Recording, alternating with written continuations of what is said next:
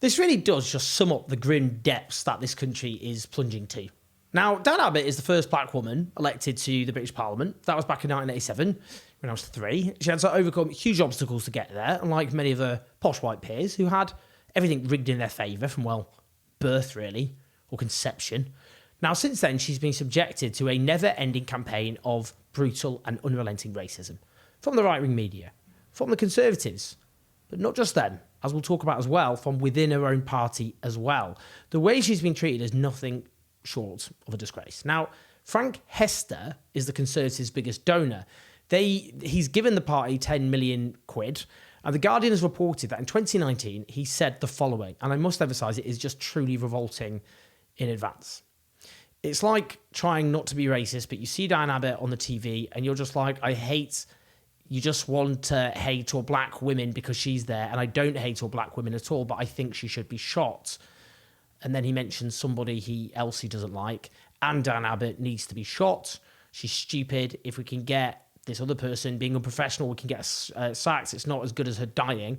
It would be much better if she died. She's consuming resources. She's eating food that other people could eat, Well, it's just disgusting. I mean, isn't it? It's just completely disgusting.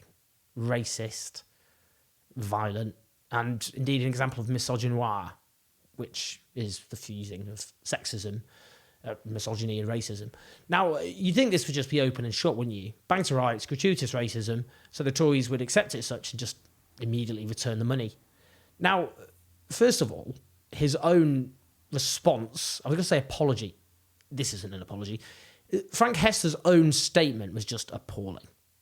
He said, Frank Hester accepts that he was rude about Diane Abbott in a private meeting several years ago, but his criticism had nothing to do with her gender nor colour of skin. What's this guy trying to achieve here? Not about her gender nor colour of skin. This really is the classic sort of gaslighting we've been subjected to now by the political right for a very long time. The sort of thing which Donald Trump really turned into a political art form, which is to tell us all that our lying ears and eyes are deceiving us. Then he claimed he abhorred racism, not least because he experienced it as the child of Irish immigrants in the 1970s.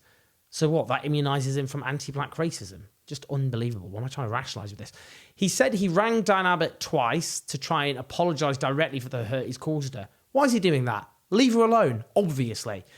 He also says he's deeply sorry for his remarks. He sounds it. He wishes to make clear he regards racism as a poison which has no place in public life. That might make more sense if he wasn't in public life and was someone who said clearly violently racist things, which he can't even accept. I mean, you can hear the violence in it, talking about people being shot, but clearly, obviously racist. Now, the Tory spokesperson then said, Mr. Hester's made clear that while he was rude, his criticism had nothing to do with her gender nor the colour of her skin. He has since apologised. What the hell? Are they just completely taking the piss? Literally just trying to upend reality and pretend words don't mean what they actually mean. Just a disgusting party, aren't they? Let's just say it. It's true. They're abhorrent. Just all the ugliest, nastiest bits of society stuck together and then called a political party. Let's hear now how Tory ministers responded to this on air. Here's the Conservative minister, Graham Stewart. If he said, seeing Diane Abbott makes you want to hate all black women, if that's what he said, that is a racist thing to say, isn't it? I think you need to clarify that for us. Well, it's Ed, as you know, I've watched you do enough interviews, and I'm not trying to avoid it. And as you say, I'd like to think I do have a reputation for being straight talking. I don't know exactly what was said. I'm not going to deal with a hypothetical. We can go through various phrases if somebody said that. People have said. It's clear. Mr. Stewart, live up to your reputation and be a straight talker. If he said that, it's racist, isn't it? I don't comment on hypotheticals. It hasn't been verified. Whatever he said, it wasn't acceptable. He's apologised. He's sought to reach out to Diane Abbott, and quite rightly too. So, that's all I can say for now. We'll see how things go from here. But as I say, he's apologised, remarks that were made in a private meeting. I certainly feel as though you're not living up to your reputation here. I mean, I always thought of you as somebody who said things as you saw them. That is racist. I don't know what it hasn't been verified, Ed. So that's it. You can sit here all day asking me about something I'm not sure he said, asking me to condemn someone. I'm saying we need to treat people with more consideration and more kindness and more understanding. And I've got this quote from a private meeting half a decade ago that hasn't been verified, and you're asking me to say it's racist, effectively cancel the guy. We all get furious with our opponents, and if every quote you'd ever said, Ed, about Tories was taken out of context and plastered all over the television, I'm sure you could be made to look pretty vile as well, and so could I. Firstly, I'm going to invent a new iron law, which is if someone calls themselves a straight talker, that's a red flag, just FYI. Now, he not only refused to say the comments were racist, this was yesterday morning, he says that Frank Hester's apologised. Now, if it means one of the worst attempts at apologising in the history of human civilization, then sure. Then he tries to slyly dismiss it by saying it's not verified, he's not sure he said it. I mean, Richard Hester didn't deny what he said. He simply tried to portray them as rude. They're not rude comments, clearly. And then this minister says, well, it was half a decade ago in a private meeting. Just trying to belittle the whole horror of what was said. And tried to belittle it further by saying, if Ed Balls had said something which is taken out of context and plastered over the headlines, look how vile he could be made to look. Goodness me, these people. The idea that anything that was said could be taken out of context. Now, here's another TV interview from Work and Pension Secretary Mel Stride. Well, it's clear that what he said was inappropriate. He has, as I understand it, apologised for those remarks. I think the critical point here is I don't think what he was saying was a gender-based or a race-based comment, but it was clearly inappropriate. He has apologised, and I think we need to move on from that. Not a race or gender-based comment. The comments, he says, were just quote-unquote inappropriate. What this is doing is so dangerous because it just enables horrible, overt racism to just be normalised. Because we end up with is it racism or not? Let's agree to disagree. Maybe they're just inappropriate. It's just completely, you can see where that's heading. That kind of normalisation. Now, let's hear instead from the wonderful Dawn Butler, big fan, a Labour MP, a black female MP, on what was said. I found it, as Ranvir did this morning, very difficult even to read those comments out, let alone hear them. You are a female black MP. You're in the same position as Diane Abbott. How did it make you feel? Susanna, it is quite frightening. And the fact is that it's very deep-seated, that type of racism. The fact that he talks about hating all black women, and then really sadistically talks about how much Diane eats as though she should be starved to death and that she should be shot. It's very deep-seated, it's very worrying, and it's very scary. And I know that Diane was extremely scared and nervous yesterday, and he did this. And I think there's a couple of things. I think, he holds 60 million records for all of us from the contracts that he's got from government. He should be nowhere near our records. He should be nowhere near AI. He is dangerous to have those views and have access to our records. And the other thing that I find quite sinister is how this government has taken public money, given it to organizations, and then it does this full circle and ends back in the Tory party through donations. That needs to stop, and Rishi needs to give that money back. Well, an excellent point there. Frank Hester is a Conservative donor, and the last 8 years of Tory rule has won over £400 million of NHS in prison contracts. It's all right for some, isn't it? That itself is a damning indictment of our political system, clearly. And further, the idea you can just, donors to political parties and then at the same time you're getting state contracts. Further revelations in The Guardian have suggested he's reportedly said there's no room for the Indians and suggested staff climb on a train roof in a crowded meeting, as well as saying he wanted to find jokes about Malaysian people during a trip to the country. Well, I think there's not surprisingly a pattern there, is there? Now, unsurprisingly, Diane Abbott has said the comments made were frightening. She says the fact that 2 MPs have been murdered in recent years makes talk like this all the more alarming, and has reported them to the police. Now, eventually, Kemi Badenoch, a female black Conservative cabinet minister, said Hester's 2019 comments were, as reported, were racist. I welcome his apology. Abbott and I disagree on a lot, but the idea of linking criticism of her to being a black woman is appalling.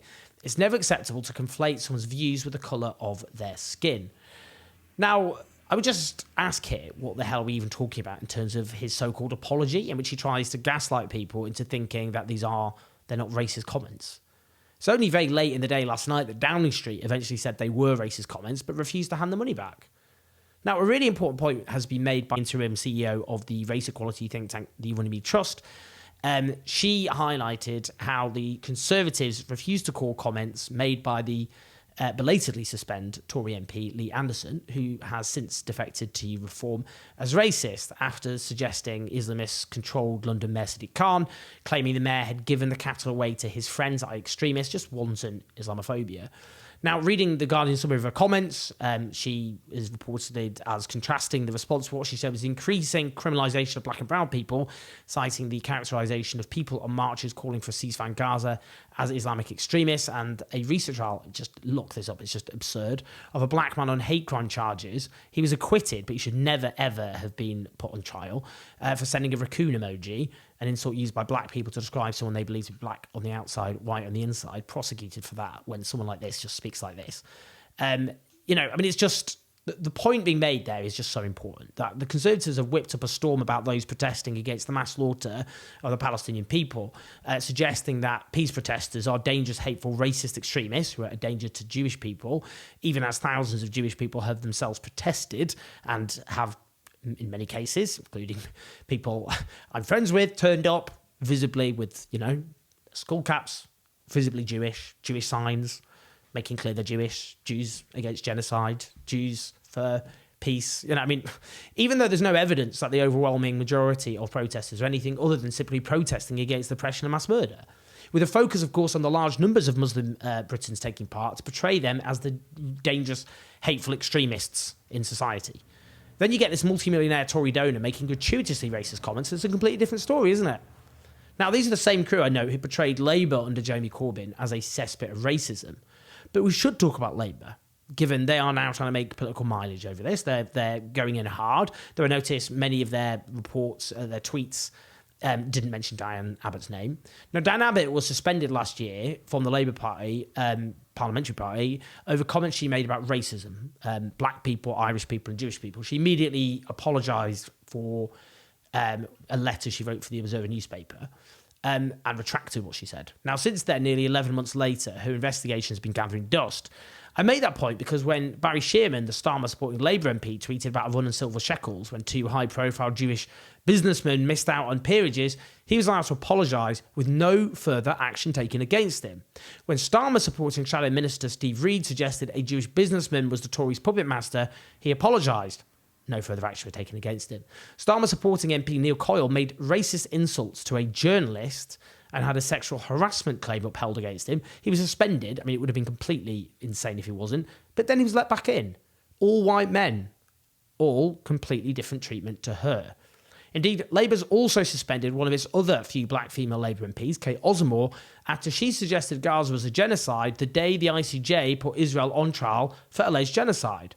Now, Labour MP Jess Phillips is among those who's condemned the comments by this Tory donor, but I would note that's the same Jess Phillips who, knowing how much abuse Diane Abbott has always received, once boasted she told Diane Abbott to fuck off to her face.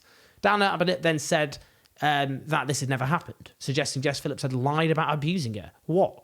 To get applause from Diane Abbott's obsessive haters. What? In the run-up to the 2017 election, it was revealed that Diane Abbott received more abuse than all other female MPs. It gets worse. Leaked messages from Labour staffers hostile to Corbyn included horrific abuse of Diane Abbott. Indeed, according to a report undertaken by Martin Ford QC, at the behest of Keir Starmer, they reflected overt and underlying racism and sexism. Now, that Ford report suggested a hierarchy of racism in the Labour Party, but that report's not been acted on. And it gets worse, in fact. According to a Channel 4 News report last year, black Labour MPs believed there is a problem of anti-black racism in the Labour Party, but they were scared they'd been expelled if they spoke on camera about it. This is completely and utterly outrageous. So, yeah, the comments about Diane Abbott that we've been discussing are a racist disgrace. The Tories are a racist disgrace.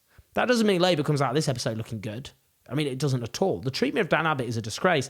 Look, as Samuel Casimir, a former advisor to Boris Johnson, put it, black British people feel a sense of hurt every time she's attacked. And we can see how, for example, over interviews which have not gone well, and then you can see just the likes of Boris Johnson or others getting statistics and facts wrong, and it's turned into, it's not treated in the same way at all. Now, this whole episode tells us a grim lesson about British society and politics in 2024. A grim lesson indeed. And none of the political establishment come out looking well. Please like and subscribe. Do share the video. Love to read your comments. Do keep this on the road if you can on patreon.com/ownjazz84. Listen to us on the podcast. I'll speak to you soon.